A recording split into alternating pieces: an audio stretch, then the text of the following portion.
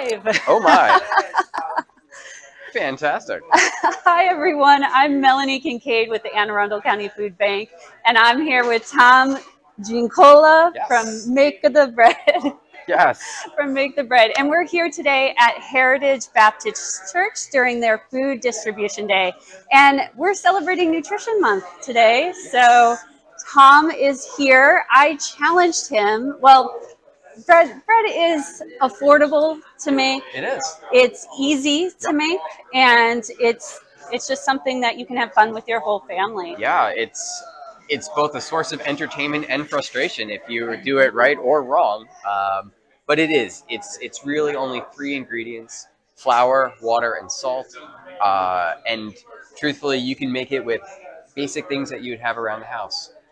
It's really not as much of a mystery as people make it out to be, and hopefully we can demystify a little bit of that today. Oh, fantastic. Well, Tom, do you want to first tell me a little bit about Makeathe and where we can find you as well? Yeah, so my wife and I run a cottage bakery, which is a fancy way of saying we make a lot of bread, and we sell it at farmers markets and some of our retail stores, our retail partners in the Annapolis area. We're at the Anne Arundel County Farmers Market year-round on Sundays from 10 to 1 p.m.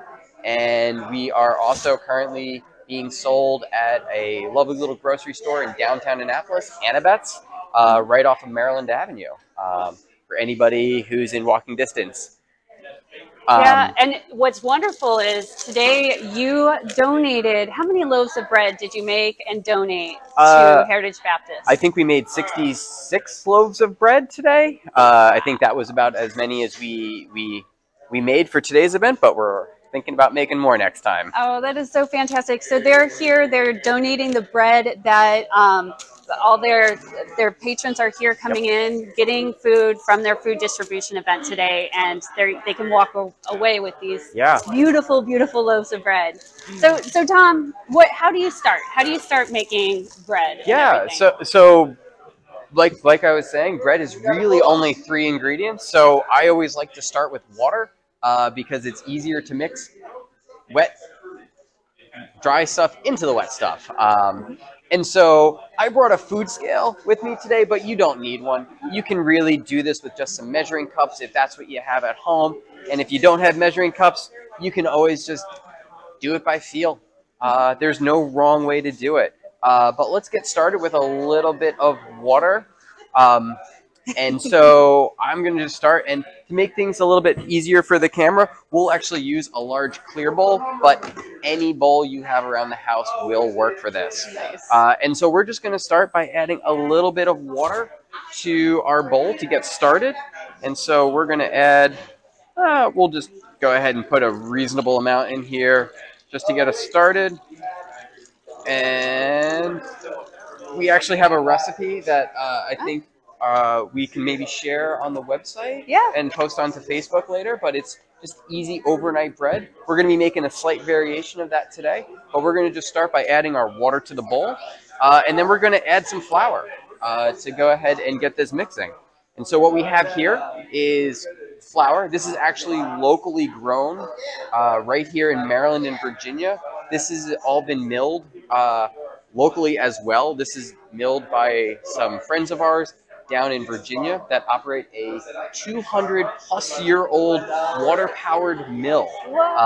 Wonderful. Yeah, it's an original stone mill that's water-powered. They operate this and use it to mill wonderful local grains, and they do just a wonderful job of that. And so we're really fortunate to have such a good grain economy and local farmers that are growing wonderful grains. And so we're basically just following the recipe here. We're going to add our flour into this bucket. We're putting enough in here so that it'll actually show up on camera. So it's a little bit more than the recipe might call for, but we're going to go ahead and make this work nonetheless. And so here we go. We have some flour in our bowl. We have our water. And so we're going to go ahead and just start by doing this the easiest way we all know how, taking a clean or gloved hand in our case, and we're just going to go ahead and mix. to make this a little bit easier for me, I have a plastic scraper, but you don't even need that. You can literally just get in here with your hand, a spoon, a heavy spatula, anything you want. I enjoy getting my hands dirty still. I never grew out of that phase when I was a kid. So I'm just going to go ahead and get in here, mix this all around, and what you're going to see form is a really, really shaggy looking dough. Oh, and what shaggy. Yeah, and shaggy is going to be, you're going to look at it and you're like, that doesn't look like bread. Right? And that's really the hallmark of making bread, is you're going to do a lot of things that don't seem intuitive, but you have to trust the process. People have been making bread for thousands of years by just combining a couple basic ingredients. And so trusting that process, trusting that this is all going to just happen, if you just trust the process, is a big part of it, because you never know how it's going to turn out until the end of the day. So I'm wondering, do you mind bringing the camera up here and just showing what the shaggy dough looks like? Just go ahead and get on in here. And so that's a pretty rough looking dough. You're basically just trying to mix it to the point that all the flour starts to disappear into that water, and it doesn't look like much right now. It really doesn't. But we're just going to kind of let it mix in here, and then you can just kind of let it set for a little bit. And I'm going to switch over to my hand because I would much rather mix things by hand anytime I get the opportunity. It's still one of those fun tactile sensations that's just really fun, and this is a good activity you can do with your family, kids. Get the kids involved. Kids love getting messy. I guess I'm a big kid in that regard. And here we go. We have what's already turning into the rough formation of a dough, right? Like in just a couple minutes of time. No camera tricks here, even though we have an expert cinematographer helping us out here today here at the Heritage Baptist Church. You know, we no camera tricks involved. We've taken just flour and water, and we're already starting to see something that's almost starting to look like a little bit of a dough. And in truth, you could stop right here and just let it be. And this would be fine to rest for a little bit. And this, given a little bit of time, would be able to start to set up, and you'd be able to kind of work with it. But because we want to kind of show a little bit more of the process, we're going to go ahead and I'm going to actually enlist some of your services here, Melanie. And do I need some gloves as well? You get to put some gloves on, and you get to get involved in the bread making. No, we're going to actually do this with sourdough starter today. So what's in there right now is the flour and water? Yeah, all we have in here right now is just flour and water. And what we have is a pretty rough looking dough. Doesn't look like all that much right now, but in just a little bit it will. And so what we'll do is we'll go ahead and get our scale turned back on so that we can be a little bit more precise, but don't feel like you need to go out and invest in a scale. You can literally do this with some measuring cups, some teaspoons, and just regular things around the house. And at the end of the day, you can always just wing it. Everyone says that baking is a science. I am not a scientist. So let's go ahead and Melanie, would you grab the salt for us? Yes. Fantastic. And this is just regular salt. And what I'd love for you to do is just add about 25 grams, and you can just slowly start to shake it in there. And this is in grams? Yep. Okay. And once you see it get there, perfect. Ooh, yeah, a little bit extra. A little bit extra. It went up a lot faster than I thought it was going to. Fine. Yeah. And so we now have the basic elements of bread: flour, water, and salt. But to give this a little bit more of a way to get going, we're going to take some of our handy dandy sourdough starter, which everyone made because we are coming out of a pandemic. Check the back of your fridge. You probably still have some in there from when everyone got obsessed with making sourdough bread. I think that was the one thing I didn't do Is during it the really? pandemic. I did not.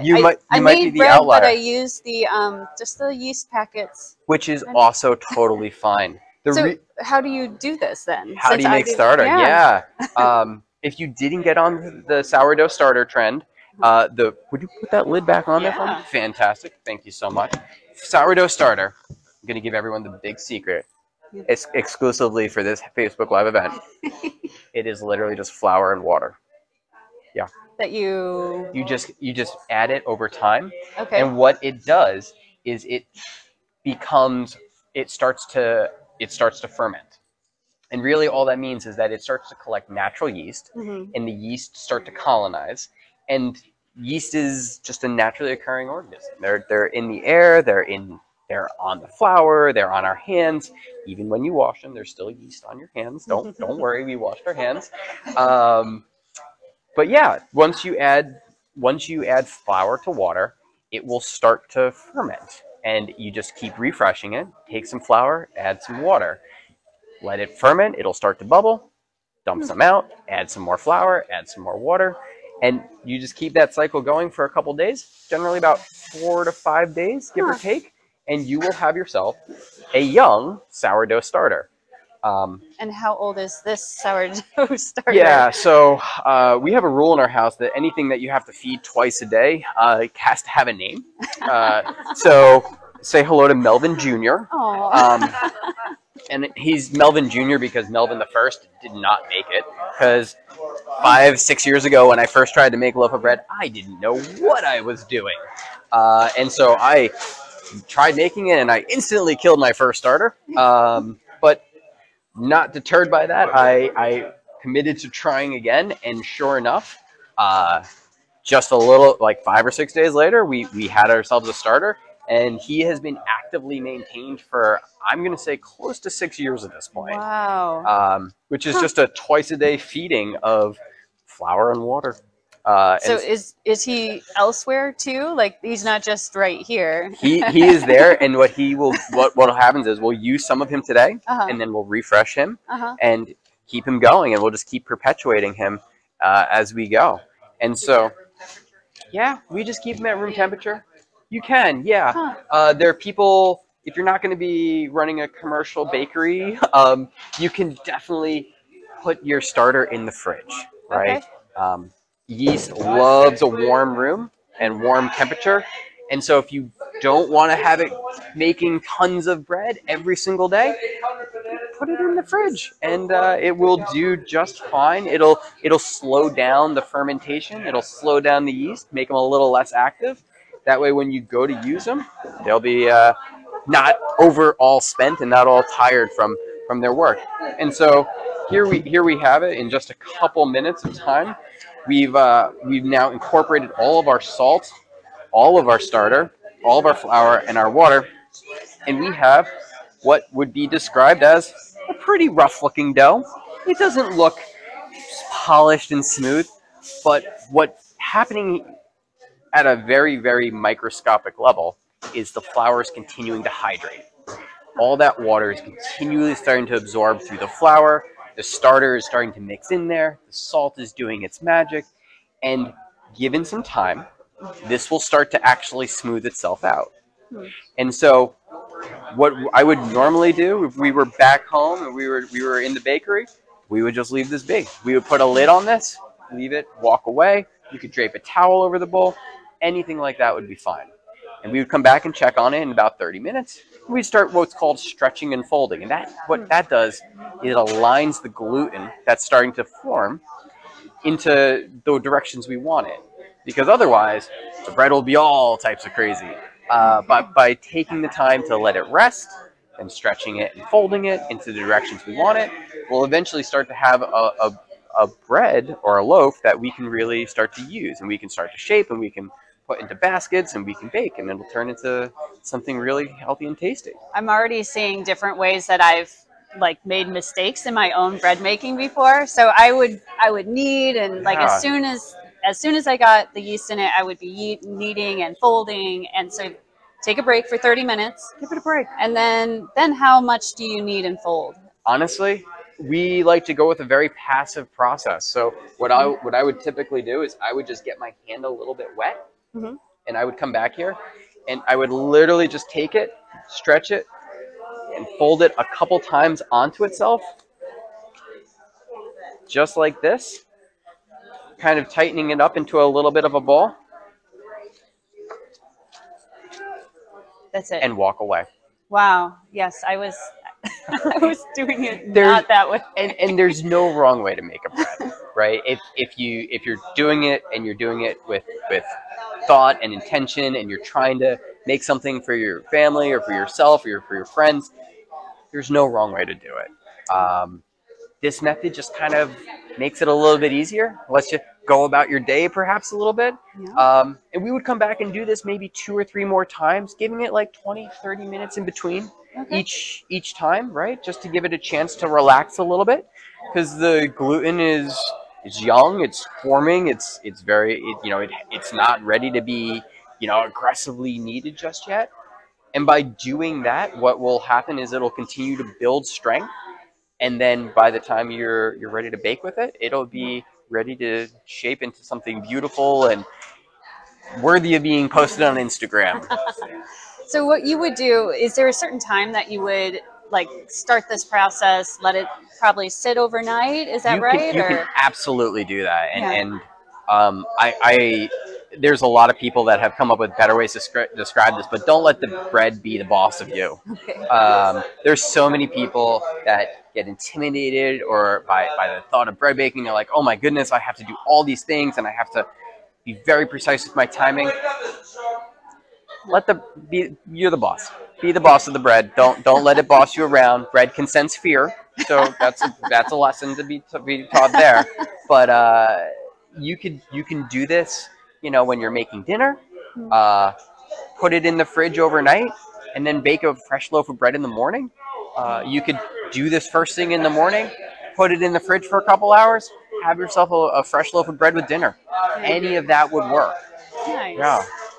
So any other tips or tricks that you want to tell us? Or first of all, how long do we put this in the oven for? So time and temperature will vary. Okay. To get what we describe as like an artisan crusty style bread. And that's what this is right here. What we have here, we bake this very hot. And so don't be afraid of your oven. They let it go up to a certain temperature for a reason. I'm going to say a number, and I just don't want you to be nervous, but I would say bake this at 450 degrees, which is a little bit hotter than most people. Everyone's very comfortable. 350 is that magic number that everyone feels very safe with. Don't be afraid. Your oven is built to handle that. I promise you, the manufacturers have thought this through. They know what their oven can safely handle. But what we would do, and what we do when we just started out, and when we were even when we just bake a loaf for ourselves, we won't turn on all the ovens and make a big fat fuss out of it. What we'll do is we'll just take a cast iron pot, or like a good oven heavy grade pot with a lid, and we'll take the loaf and we'll put it into that pot, right? And so we'll start by preheating that oven, 450 degrees again. Trust the oven manufacturers. I'm sure they know what they're doing. They got a lot of smart people working for them when they build those things. But we'll take the pot, we'll put it in the oven to preheat the pot as well. Then we'll carefully take the pot out, and we'll take that dough, take that shaped shaped dough, we'll put it into the pot, put that lid back on, put it in the oven, and we'll let it sit without looking at it for 20 to 30 minutes. Wow. And that's a little bit of trust, right? Yeah. You can't peek because what's actually happening in there is the bread is starting to steam itself. And that's a little bit of a baker's secret. Steam makes bread delicious, because if it's able to steam, it's able to softly form its inside. The crust isn't going to get too hard, and it's not going to get too strange looking. And so after 20 minutes or so, we'll take that lid off. See a big poof of steam, so be careful. Make sure you're wearing gloves. Make sure you're not going to get a steam burn. But after 20 minutes or so, we'll take that lid off, and then we'll put it back in until it looks golden brown and delicious. Nice. And my tip on that is bake the bread darker than you think it should be. Now, if you're baking it so dark that the fire department shows up, you went too far. But anything short of the fire department showing up, I think is good.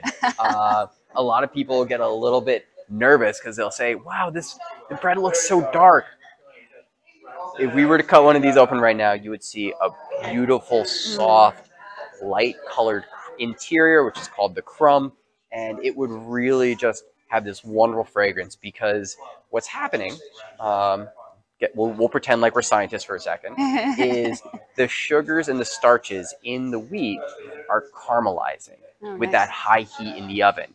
And so what that's called is called the Maillard reaction, which is, I busted Very scientific. Yeah, I believe, like, if we go back and watch the tape, 2 minutes ago I said not a scientist, pretending to be a scientist for a minute. But that Maillard reaction is actually what builds all the flavor. It's what gives caramel that, like, really flavorful, deep flavor. It's what makes coffee so good. That deep sugary crystallization from exposure to high heat.